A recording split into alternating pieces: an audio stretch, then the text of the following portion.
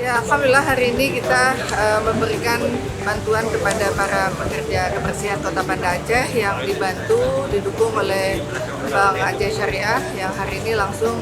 PLT Direktur Utama yang hadir, Pak Fadil dan KCU. Dan kemudian juga kita juga memberikan pakaian,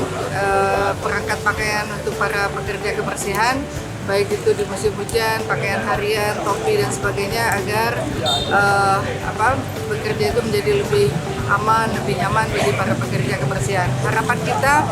mudah-mudahan ke depan pelayanan kebersihan di Kota Banda Aceh semakin lebih baik, tata kelola kebersihan kota, lingkungan, kemudian pengangkutan sampah, dan jam waktu kebersihan kota ini saya pikir memang harus kembali ditertibkan sebagaimana dulu kita pernah melakukan pelayanan agar di pagi hari ketika orang bangun tidur kota ini sudah